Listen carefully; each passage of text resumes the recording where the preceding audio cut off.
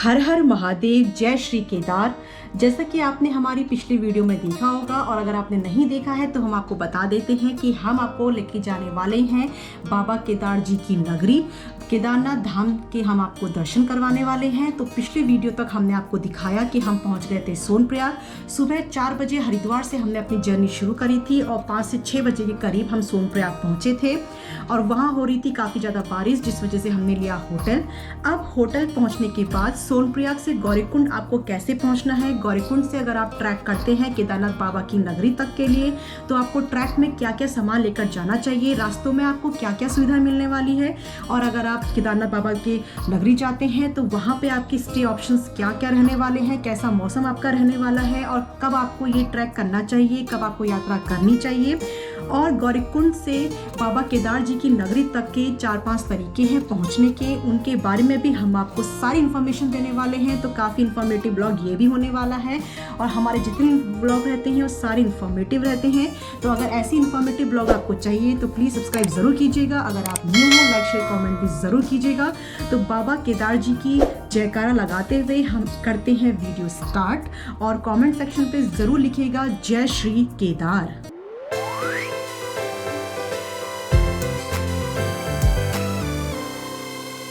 हमने अपनी यात्रा 3-3:30 बजे सुबह के स्टार्ट कर दी थी। फ्रेश होके हम सीतापुर से निकल गए थे। जैसे कि आपको पता है सीतापुर में हमने होटल लिया था। सीतापुर से सोनप्रयाग का जो डिस्टेंस है वो आधा किलोमीटर का है, तो हम आधा किलोमीटर पैदल चले।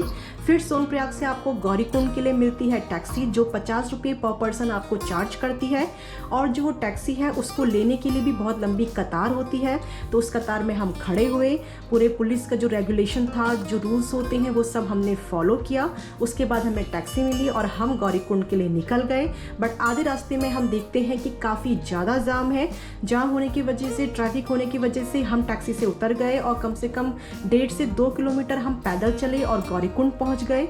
और गौरीकुंड से अब हम करते हैं ट्रैक। हमने चुना ट्रैक का रास्ता और गौरीकुंड में है गर्म कुंड, जहाँ से आप स्नान करके ट्रैक शुरू कर सकते हैं अपना।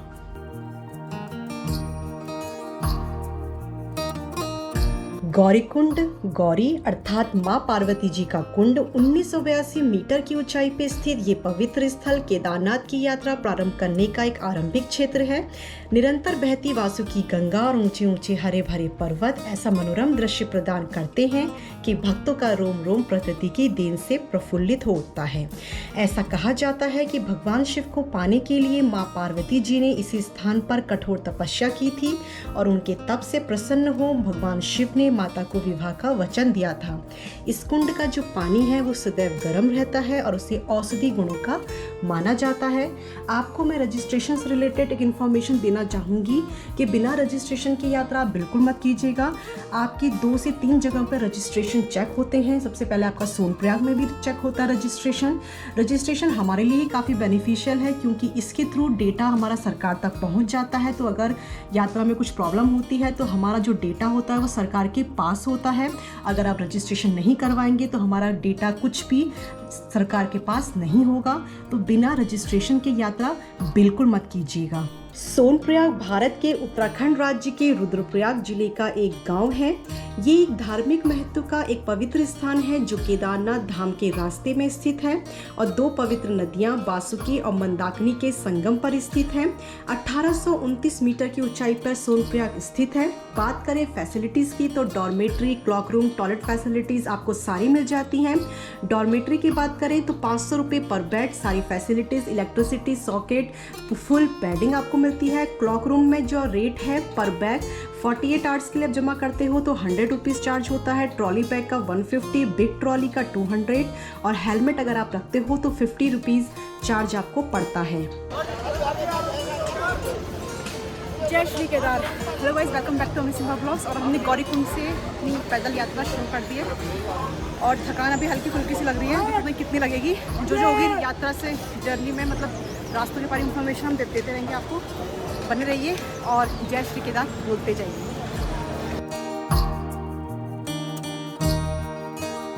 गौरीकुंड से केदारनाथ धाम जाने के 4 से 5 तरीके हैं। एक तो आप जा सकते हैं घोड़े या खच्चर से। घोड़े खच्चर से जब आप जाते हो तो गौरीकुंड से बेस कैंप तक जाने के लेते हैं 3200 रुपये और वापस बेस कैंप से गौरीकुंड आने के लेते हैं 2250 रुपये। दूसरा है पिट्ठू, जिसमें 6000 से 8000 वेट पे भी डिपेंड करता है, इतने प्राइस होता है। पालकी का 12000 तक हो सकता है।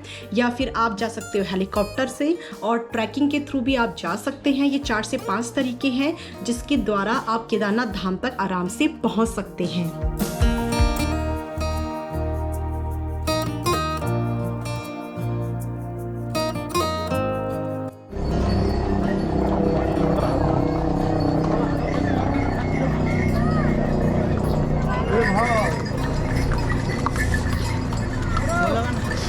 अभी हम आ गए हैं गौरीकुंड से 5 किलोमीटर आ गए, 5 किलोमीटर आ गए ना।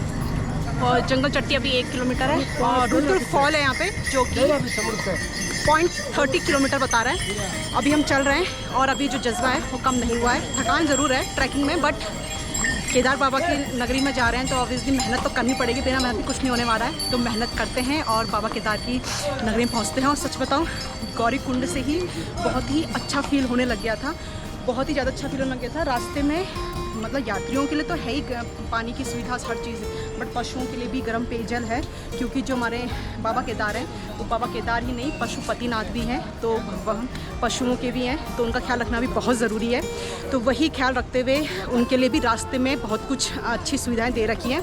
और फिलहाल हम अपना रास्ता जो है तय करते हैं सफ़र और पहुँचते हैं केदार घाटी में। केदारनाथ का ट्रैक है 18 से 19 किलोमीटर का। रास्तों की बात करें तो रास्ते कहीं पे चौड़े और संकरे हैं और उसी संकरे रास्ते पे घोड़ों ने भी चलना है, पालकी वालों ने भी चलना है, पिट्ठू वालों ने भी चलना है, ट्रैकर्स जो है उन्होंने भी चलना है। तो थोड़ा सिचुएशन प्रॉब्लमेटिक हो जाती है, इस चीज़ पे सरकार को ध्यान देना चाहिए। उसके बाद बात करें फैसिलिटीज़ की, तो पहले फैसिलिटीज़ नहीं थी, बट अब रास्तों में आपको जगह जगह पे वॉशरूम की सुविधा मिलेगी, पानी पीने को मिलेगा, पशुओं के लिए भी गर्म पानी की सुविधाएं हैं, तो फैसिलिटीज़ सारी हैं। तो जो ट्रैक होता है वो जैसे जैसे आप आगे बढ़ते रहते हो तो व्यू के मामले में भी बहुत ही सुंदर होता जाता है। बहुत सुंदर सुंदर व्यूज़ आपको दिखते हैं। हम भी जब ये ट्रैक कर रहे थे और जैसे जैसे हम धाम की ओर पहुँच रहे थे तो जो रास्तों के नज़ारे थे वो बहुत ही ज़्यादा सुंदर थे। रास्ते की सिचुएशन देखते रहिए आप कैसी है। जैसे मैंने आपको बोला कि एक ही रास्ता है सबके लिए चलने के लिए, और हमें फिर से एक बोर्ड दिखाई दे रहा है जिसमें केदारनाथ लिखा है 10.5, छोटी लिंचोली है 3.5, बेस कैंप यहाँ से है 9 किलोमीटर, भीमबली आने वाला है। तो सफ़र जो है कट रहा है और बहुत अच्छे से कट रहा है, बहुत अच्छा लग रहा है। आप कुछ बोलना चाहेंगे? हर हर महादेव, हर हर महादेव, जय श्री केदार। सच में मतलब सफ़र बहुत कठिन है, बट जब महादेव का आशीर्वाद हो तो सब कट जाता है। और बस हम चल रहे हैं, आप भी देखिए आगे।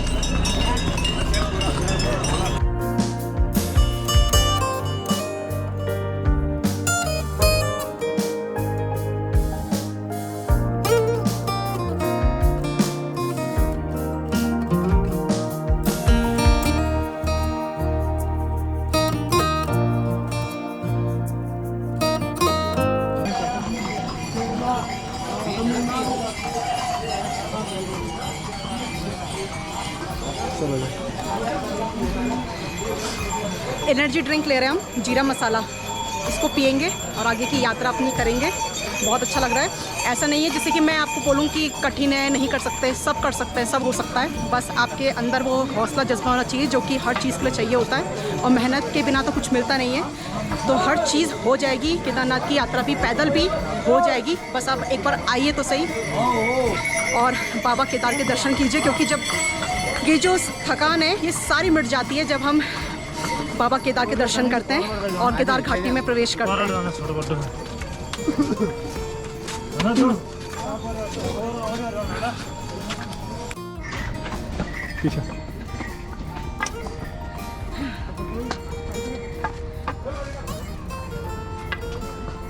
यहाँ से बर्फ़ के सुंदर पहाड़ भी दिखने शुरू हो चुके हैं, बहुत ही ज़्यादा सुंदर लग रहे हैं। पहाड़ तो मुझे वैसे ही बहुत पसंद है, और जब पहाड़ों पे हो बर्फ़ तो फिर सोने पे सुहागा। आपको भी दिखाते हैं बर्फ़ के पहाड़। अभी तो हमारे कैमरे में कितने कैद होंगे पता नहीं, बट आंखों से जो नज़ारा होता है वो अलग होता है। बट हम कोशिश कर रहे हैं जितना हो सके उतना आपको दिखाएं। तो यहाँ से बर्फ़ के पहाड़ और ये जीरा मसाला।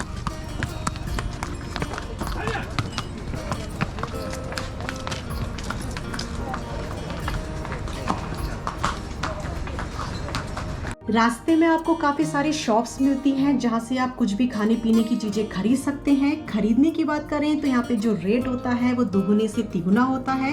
इसके पीछे मेहनत भी है, इतने किलोमीटर तक अपना सामान लेकर जाना काफ़ी मेहनत का काम है।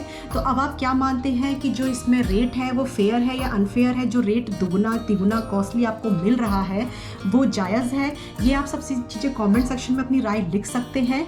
और आपको ये बता दें कि अगर आप गर्मियों के टाइम पर ये ट्रैक कर रहे हैं, जैसे आजकल आप ट्रैक कर रहे हैं और काफ़ी ज़्यादा गर्मी है, तो बॉडी बिल्कुल भी डिहाइड्रेट नहीं होने देना है। रास्ते में आपको काफ़ी सारे खीरा भी मिलेगा, तो खीरा भी खाते रहना है, पानी भी पीते रहना है, अपने साथ वाटर बॉटल भी रखनी है। तो अपनी जो बॉडी है उसको बिल्कुल भी आपको डिहाइड्रेट नहीं होने देना है।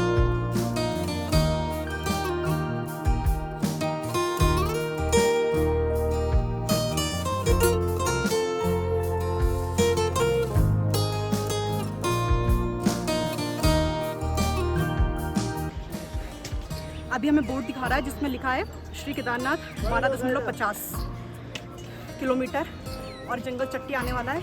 और यहाँ पे आपको जिसने बताया कि जगह जगह पे टी स्टॉल सब कुछ मिलेगा, भोजन व्यवस्था केंद्र भी है, मेडिकल रिलीफ पॉइंट भी है।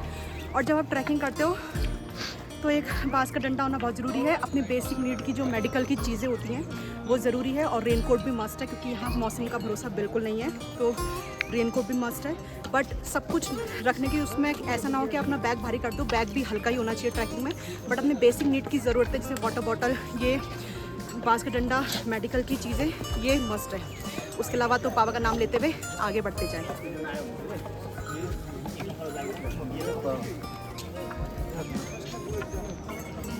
जो ट्रैक था वो 14 किलोमीटर का ट्रैक था, बट 2013 की आपदा आने के बाद ये ट्रैक 16 किलोमीटर का हो गया है। आप जब गौरीकुंड पहुंचते हैं सोनप्रयाग से वाया शेयर टैक्सी के थ्रू, उसके बाद जो ट्रैक में जो जगह आती हैं वो है जंगल चट्टी, भीमपली, लिंचोली, फिर केदारनाथ बेस कैंप। जब गौरीकुंड से जंगल चट्टी आप पहुंचते हो रामबाड़ा ब्रिज के थ्रू, तो रामबाड़ा एक छोटा सा कस्बा था जो कि 2013 की आपदा के बाद पूरी तरह से नष्ट हो गया था। रामबाड़ा तक आपको जो चढ़ाई मिलती है वो ठीक ठाक मिलती है। रामबाड़ा से जो चढ़ाई होती है वो काफ़ी ज़्यादा स्टीप होती है, बड़ी लिंचोली तक। और जो ये आपदा है जो 2013 में आई, ये हमें सिखाती है कि नेचर के आगे हम कुछ नहीं है। हम अपना पार्ट बस इतना कर सकते हैं कि हम नेचर को क्लीन और ग्रीन रख सकते हैं। और एक पिलग्रिमेज साइट को, एक तीर्थ जगह को हम तीर्थ की तरह ही घूमें, उसे पिकनिक स्पॉट ना बनाएं।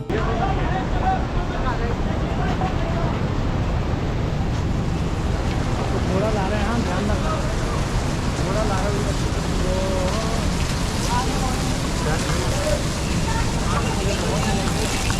भागो।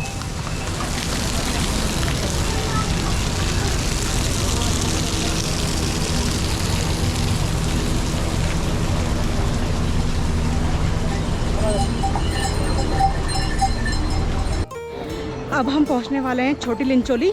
और जैसे कि मैंने आपको बताया, रामबाड़ा के बाद थोड़ी आपको खड़ी चढ़ाई मिलेगी, बट बिना कष्ट सहे तो कुछ होता नहीं है। तो थोड़ा कष्ट सह के हमें आगे को निकलना है। उसके अलावा यहाँ पे है रेलिंग, जिस पे ज़्यादा अपना वेट ना रखते हुए आराम मत कीजिएगा, बस थोड़ा बहुत सहारा लीजिएगा, बट ज़्यादा वेट मत रखिएगा क्योंकि कुछ पता नहीं, कहीं कमज़ोर भी है कहीं बीच बीच में, इसलिए रेलिंग लगाई ज़रूर है और यात्रियों की सुविधा के लिए, बट ज़्यादा वेट रखने की कोशिश मत कीजिएगा। उसके अलावा आगे का सफ़र देखिए आप, कैसे श्रद्धालु लोग भक्तिमय होकर बाबा केदार का नाम लेके आगे कुछ बढ़ रहे हैं। और अब हम पहुंचने वाले हैं छोटी लिंचोली। नेचुरल ऊपर से झरने का पानी पी रहे हैं हम। हाँ, झरने का पानी आ रहा है लगा रखा है और इस तरीके से पूरा पानी का जुगाड़ कर रखा है पाइप के थ्रू, और अब हम पानी भर रहे हैं। और पानी कैसा है, ठंडा कि गर्म? औषधियों वाला पानी, नेचुरल पानी।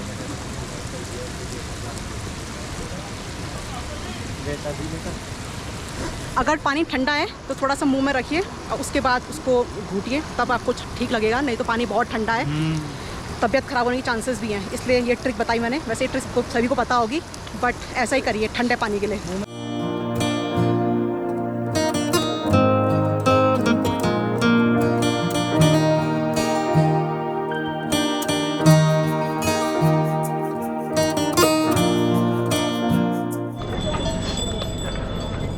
पीछे इतना बड़ा ग्लेशियर देख रहे होंगे जिसको कट करके रास्ता बनाया गया है। साउथ के भी काफ़ी लोग आते हैं यहाँ पे, तो उनको ये बर्फ़ देखने में मज़ा आता है और हमको भी बर्फ़ देखने में अच्छा लग रहा है। तो ग्लेशियर को देखो कट करके कैसे रास्ता बनाया गया है। अभी इससे आगे भी हमें और ग्लेशियर मिलेंगे और लोग कैसे खेल रहे हैं। जो अब चढ़ाई है वो थोड़ी सी और खड़ी होती जा रही है, रास्ते मुश्किल होते जा रहे हैं, लेकिन जज्बा और ज़्यादा उससे ज़्यादा बढ़ता जा रहा है हमारा।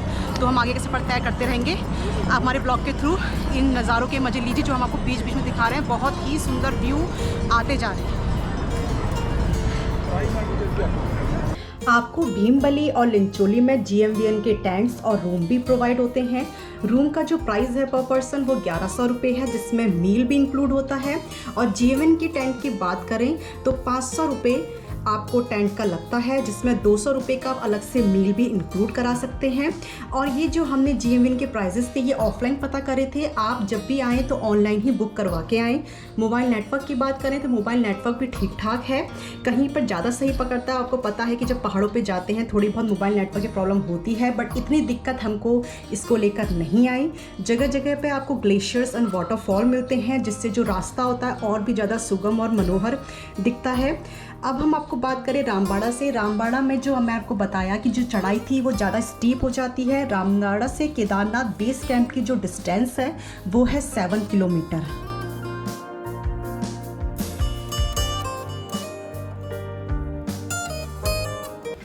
फिर से रुक गए हम चाय पीने के लिए और मौसम एकदम से धूप और कभी एकदम से छाँव, और दोनों ही सही लग रहा है ट्रैकिंग करते हुए। तो वैसे मेरे को मेनली तो छाया चाहिए होती है, धूप में और पसीना आ रहा है। और वाटरफॉल जो दिख रहे हैं ना, अभी यहाँ से भी एक दूर एक वाटरफॉल दिख रहा है। हाँ, प्रकृति कितनी सुंदर है ना, पर हमें उसको बनाए रखना है। देखिए दूर से एक वाटरफॉल और दिखा मैं दूसरा, बहुत सुंदर लग रहा है। अब यहाँ से मंदिर रह गया है 4 किलोमीटर और 2 से 2.5 किलोमीटर 2 किलोमीटर के करीब रह गया होगा बेस कैंप का। रामबाड़ा के बाद जैसे कि मैंने बताया खड़ी चढ़ाई है, बट अब धीरे धीरे करके चढ़ाई कम होगी और मंदिर तक काफ़ी अच्छा लगेगा। और बीच बीच में हम रुकते हुए जा रहे हैं, क्योंकि यही करना चाहिए। तेज़ गति से जाके कोई फ़ायदा नहीं होता, धीरे धीरे जाओ, आराम से जाओ और अपना थोड़ा बहुत छुटपुट खाते रहो। उसके अलावा जो व्यू है अब कुछ ज़्यादा ही अल्टीमेट है। और हेलीकॉप्टर गया, इसलिए मैंने काफ़ी सारी हेलीकॉप्टर की सुविधाएँ तो है ही, बट आपको हेलीकॉप्टर की आपको पता है कि बुकिंग जो है एकदम से मिलती नहीं है। अगर मिलेगी भी तो जून जुलाई की मिलेगी, तो हेलीकॉप्टर की भी बुकिंग पहले करवानी पड़ती है। सारी इन्फॉर्मेशन आपको देते रहेंगे हम, बट अभी हम आपको व्यू दिखाते हैं जो वाकई में बहुत ही ज़्यादा अल्टीमेट है। आप देखिए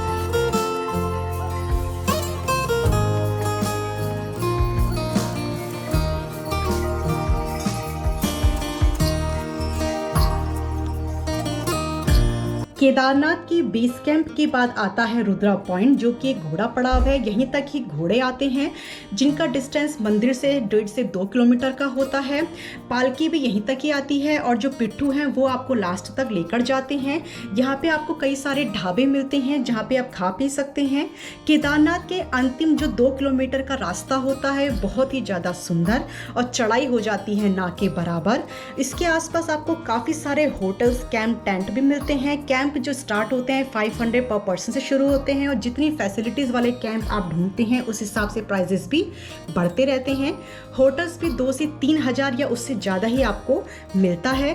बात करें मौसम की तो मौसम एकदम से परिवर्तन हो जाता है। मौसम में 1 मिनट में आपको बादल दिखेंगे और झमाझम बारिश होती है और 1 मिनट में आपको मिलेगी धूप। सो हम फाइनली केदार वैली में पहुंच गए हैं, केदार घाटी में हम पहुंच गए हैं और मौसम है बहुत सुहावना। और जैसे कि आप देख रहे हो रेनकोट पहना हुआ है सबने, क्योंकि बारिश शुरू हो चुकी है। बट जो मौसम है ना वो भाई साहब बहुत ही ज़्यादा अल्टीमेट है। मीन्स जो कहते हैं ना स्वर्ग, बस हम आ चुके हैं और आपको भी जल्दी जल्दी आना है। सब कुछ पॉसिबल है और अगर मैं कर सकती हूँ तब तो आप भी कर सकते हो। ट्रैकिंग भी, या आपको अपने बजट के हिसाब से जो करना है आप उस हिसाब से आइए। और बस हम बाबा केदार के मतलब मंदिर के आगे बस थोड़ी सी दूरी पे ही हमें दिख रहा है मंदिर। और ये एक चॉपर खड़ा है यहाँ पे और दृश्य देखिए आप कितना ज़्यादा सुंदर है।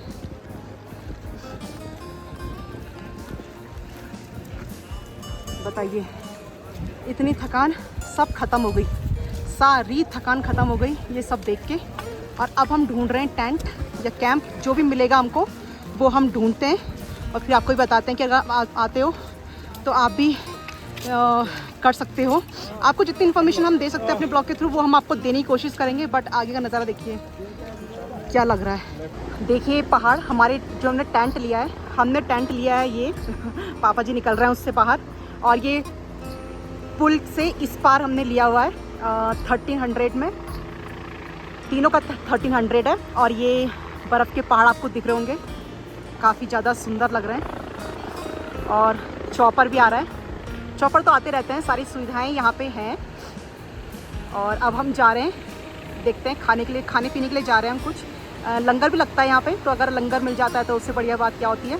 उसके अलावा जो व्यू है और जो बर्फ़ है, मेरे को तो बस इनको देखने में इतना मज़ा आ रहा है। बस हाँ, यहाँ ठंडा बहुत ज़्यादा है, तो वैसे तो ट्रैकिंग में आपको इस जैकेट वैकेट की ज़रूरत नहीं पड़ेगी क्योंकि गर्मी लगती है ट्रैकिंग में। बट जब आप आ जाते हो तब जैकेट की ज़रूरत पड़ती है, तो जैकेट वैकेट थोड़ा सर्दियों का सामान लेके ज़रूर आएँ। और उसके अलावा हमारे ब्लॉग के थ्रू इतने खूबसूरत व्यू को आप एंजॉय कीजिए।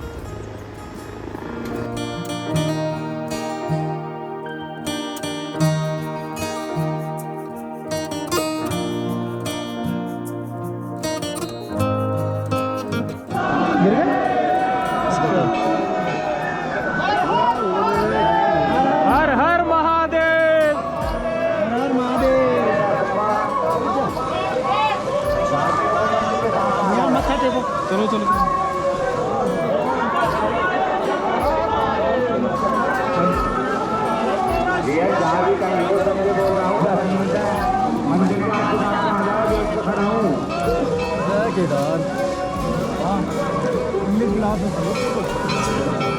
आपको बताएं तो बाबा केदार जी के बहुत ही बढ़िया दर्शन हुए। जितना मैं कह रही थी ना कि हम ट्रैकिंग करके आए, पैदल चल के आए, बहुत थक लगा, तो वो सब जो है मतलब थकान मिट गई जब बाबा केदार जी के दर्शन करे। और बहुत ही अच्छे दर्शन हुए। आपको पता है कि अंदर तो अलाउड नहीं है, बट जितना हमसे हो सकता है हम आपको दिखाया है।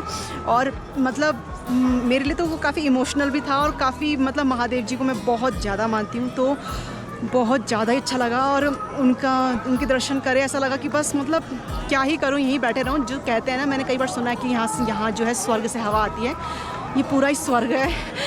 यहाँ से जाने का मन बिल्कुल नहीं कर रहा है। और लोग यहाँ पे मतलब सभी श्रद्धालु हैं, और जो माहौल है ना वो बहुत ही ज़्यादा अच्छा लग रहा है। मतलब मेरे को तो बिल्कुल मन नहीं यहाँ से जाने का।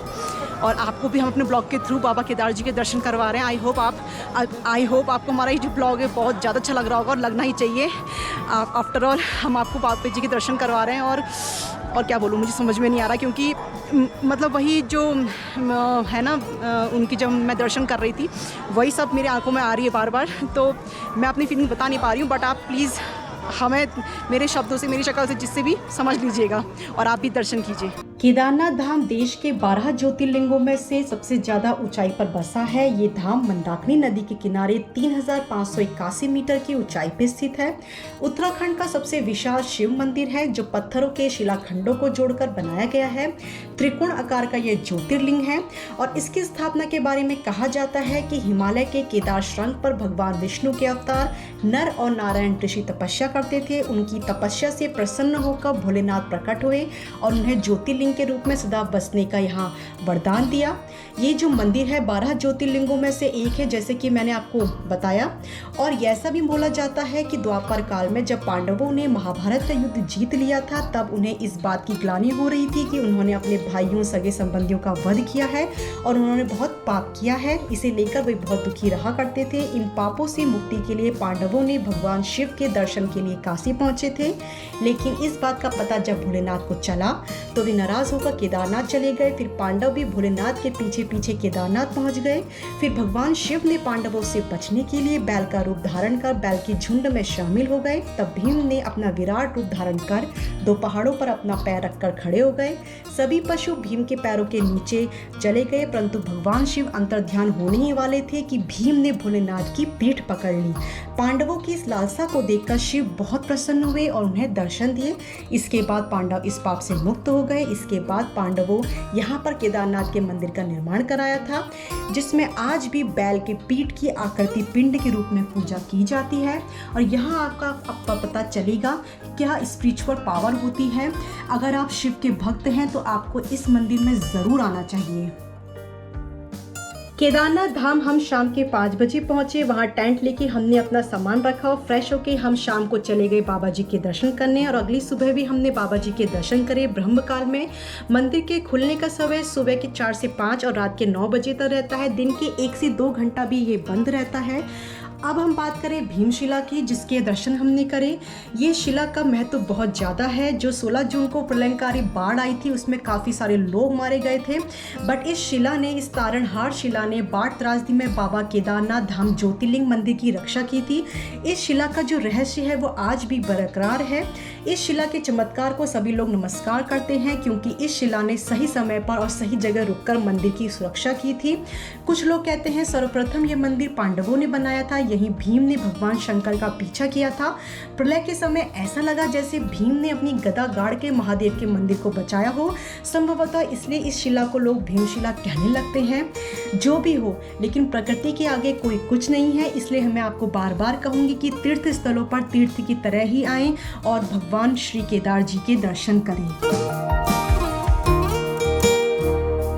जैसे कि मैंने आपको बताया, हमें कल भी बाबा केदार जी के बहुत अच्छे दर्शन हुए थे और आज भी बहुत अच्छे दर्शन हुए। काफ़ी लंबी भीड़ थी और जैसे कि मैंने आपको बोला है कि बिना मेहनत बिना कष्ट के कुछ नहीं होता है, तो वो भीड़ पार करते हुए हमने बाबा जी के दर्शन करें और सभी श्रद्धालुगण दर्शन कर रहे हैं। यह मंदिर परिसर जितना हो सकता है हम आपको दिखाने की कोशिश करेंगे, बट बहुत अच्छा लगा। और आपको बस यही कहेंगे कि आप जब यहाँ पे आओ तो एक जैकेट जरूर लेके आओ, क्योंकि बहुत ठंडा है, तो अपनी ठंडियों का सामान ज़रूर लेके आए। और उसके अलावा हमारे ब्लॉग के थ्रू आप जो है दर्शन कीजिए।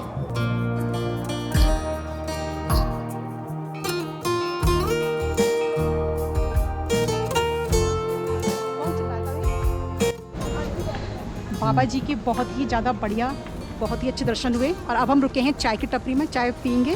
उसके बाद हम जाएंगे काल भैरव जी के दर्शन करने। बिना काल भैरव जी के दर्शन के बाबा जी के दर्शन पूरे नहीं होते, आपको पता है। बट हमें जो व्यू मिल रहे हैं वो इतने ज़्यादा अल्टीमेट हैं कि मतलब इस व्यू के लिए, बाबा जी के दर्शन के लिए, या ये सब कष्ट तो सहने ज़रूरी हैं। और सह के जब ये भी मिलता है ना तो सब भूल जाते हैं। तो आपको व्यू भी दिखाते हैं कि कितना बढ़िया है। ये देखिए, ये पहाड़ पूरे बर्फ़ से ढके हुए, पूरी केदार घाटी इतनी सुंदर है कि बस मैं अपने वर्ड्स में एक्सप्रेस नहीं कर सकती। जब आप यहाँ पे आओगे ना तभी आपको पता चलेगा। आँखों से जो आप महसूस करोगे यहाँ की एनर्जी, वो अलग ही है। मन ही नहीं कर रहा यहाँ से जाने का, बट अब जाना तो है ही। काल भैरव जी के दर्शन करते हैं। काल भैरव जी के दर्शन के लिए जो रूट है वो यहाँ से है, तो दर्शन करते हैं और आपको दिखाते रहते हैं आगे जो भी हम दिखा सकते हैं। भैरवनाथ मंदिर या भैरव बाबा मंदिर उत्तराखंड के ऊंचे हिमालय के पूरी पहाड़ी पर केदारनाथ मंदिर के दक्षिण में स्थित है। ये मंदिर जो है भैरव को समर्पित है, भगवान शिव का यह उग्र रूप जो विनाश और तबाही से जुड़ा हुआ है। केदारनाथ मंदिर से लगभग 800 मीटर आगे की चढ़ाई पे ये स्थित है। क्षेत्रपाल के रूप में इनको वर्णित करते हैं, जो सर्दियों में मंदिर बंद होने पर केदारनाथ मंदिर और पूरी केदार घाटी के रक्षक होते हैं। मंदिर से हिमालय और हरी भरी केदार घाटी का मनमोहक दृश्य भी दिखाई देता है। जैसे कि मैंने आपको बताया, केदारनाथ मंदिर से सिर्फ 1 किलोमीटर की दूरी पे ये स्थित है। ये थी हमारी केदारनाथ धाम तक की जर्नी। आई होप आपको अच्छी लगी होगी। हमारे ब्लॉग के थ्रू आपने बाबा केदार जी के दर्शन किए होंगे, हमको भी बहुत ज़्यादा अच्छा लगा। और आई होप आपको ये वीडियो काफ़ी ज़्यादा इन्फॉर्मेटिव लगी होगी। बाबा केदार जी का जो आशीर्वाद है वो हम सब पर बना रहे, बिना उनके आशीर्वाद के कुछ नहीं है। तो बस हम अपने इस वीडियो का करते हैं एंड और मिलते हैं आपसे नेक्स्ट ब्लॉग में। तब तक के लिए नमस्कार, हर हर महादेव, ओम नमः शिवाय, जय श्री केदार।